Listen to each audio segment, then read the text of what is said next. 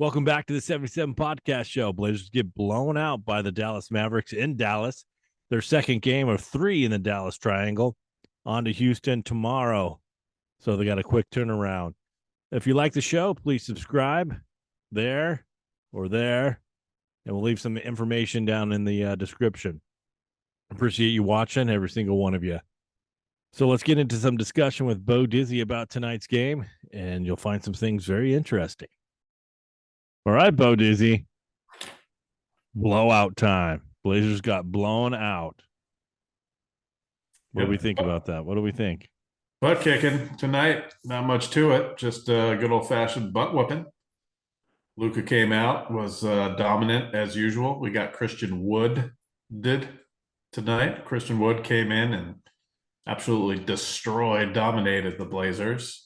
And even Frank Ntilikina got in the act. Guy who scored about 10 field goals, if that, all season, comes in and busts a couple threes in the eyes of the Blazers. Just that kind of night, just a butt kicking.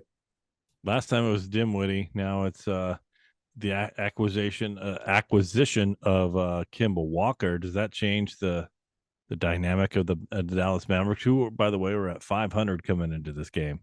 No, not at all. I think Kemba Walker's was a nice player and still is pretty darn good player, but he has no effect on the outcome of this team. He's merely a backup at this point, and we got one of the best players in the entire world in Luca Doncic, and if you see him play and you watch what he does, it's just amazing. He's so under control. He's so dominant.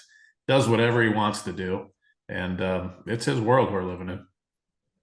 So you don't think it was a lack of effort? I felt like for the first quarter and towards the end of the first quarter, or the first part of the quarter, they seemed like they were into it, and then kind of got deflated. All of a sudden they were down by 10. Yeah, it was looking good. They had 25 points with 5.5 minutes left in the first quarter, and they were on pace to score 200 tonight. But yeah, just like you said, at that moment, that's when they really stopped scoring, and that's when the air came out of the balloon.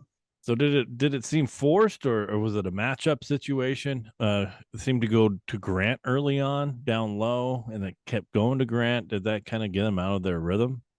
I'm not sure because it looked like it was working at first. It looked like they were going into Grant. They went into Nurk a few times, and the Blazers came out hot, and they looked like a serious ball club, but that only lasted for that one half of the first quarter. Yeah, Ant ended up with 7. Grant ended up with 7 points, and then you don't really know where to go from there. Yeah, if those guys are going to combine for 14 points, then chances are the Blazers are not winning that ball game. All right, it's my chance to pick on Nurk. Did Nurk look like a big, slow, old school guy compared to Wood?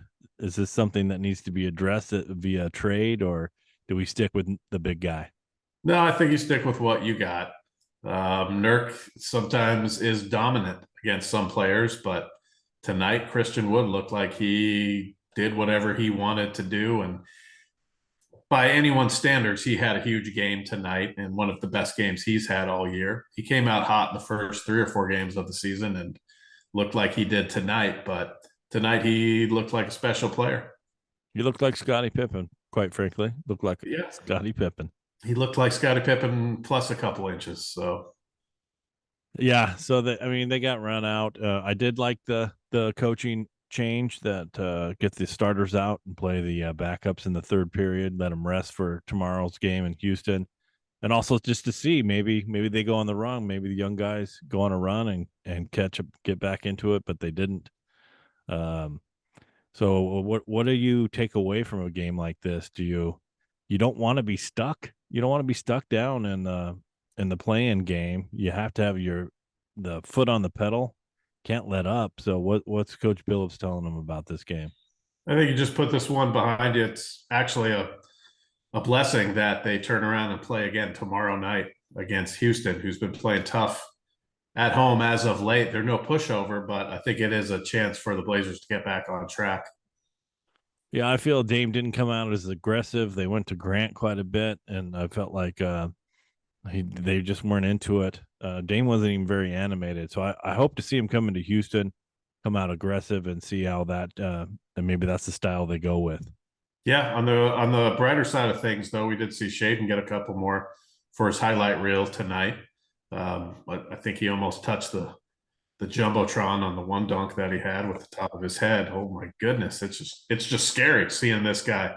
It's crazy, and Yeah, I if you love watch it. some of these dunks in slow mo, it's ridiculous. Yes, it's he's awesome to watch. And he can get up there. Christian Wood was at that level with him sometimes tonight, so which was kind of interesting to see. Yeah, Christian Wood is a highly touted player. He was in Detroit for a short time, then went over to Houston and was crushing it in Houston. This is his first year in Dallas. He hasn't been playing as much as I think he should, and perhaps after this performance, Jason Kidd will lock those two guys together because Wood and Doncic tonight looked like a pretty good 1-2 punch to me. Okay, speaking of, let's get into a little bit of the lighter side of this blowout. I noticed that there was something in common with Nurk and Luca. It looked like they had some sort of tattoo circles on their shoulder. I don't know if that's a European thing, or am I just way off base on this? No, this is some sort of suction cup therapy that has been in play for the last couple of years, to my knowledge. I'm not sure if it's for blood circulation or muscle, um, regenerative muscle. I'm not sure exactly what it is, but it's an actual suction cup that they put on different parts of your body, and they pull it off, and it looks very similar to a hickey. Now it's probably that, and let's not hope that it's Luca and Nurk giving each other hickeys. I thought maybe Nurk said, "Hey, let's go get a tattoo. Let's go to Dallas and get circle tattoos. I get mine on Right. the back of my neck. You get yours." That's my Luca Nurk impression. Yeah, it's a good one. You should keep working on it though. All right, let's leave with this, and it can be a short answer or a long answer. Nurk looked a little frazzled tonight. Do the Blazers make a move in the next 2 weeks with these free agents coming up to shore up the big man spot? Well, I sure hope not. I really like what the Blazers have done lately. They're giving the home crowd something to cheer for, and there's really positive vibes surrounding this team right now. I don't think you break it up. I don't think you add to it. Maybe a piece without getting rid of anything that they currently have, but I don't think there's any need to panic. The Blazers are in a much better position now than they thought they were going to be. So let's just keep the ball rolling and see this group gel and see what they can do. Now, we had a conversation with our co-host, C Dizzy. It was off the air. Um, he asked us, who would you take over Nurk in this league?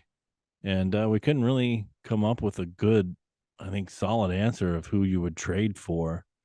So I think that might, and for our viewers, why don't you ask yourself that? Who would you take over Nurk in this league? Is there anybody in This mind? in the kind of team. Now we're not talking about a Jokic or an Embiid. Obviously, those Yeah. are better players at the position, but players that fit in this are still.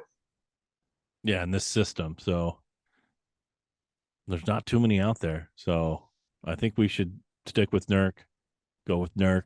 Love Nurk. I love you, Nurk.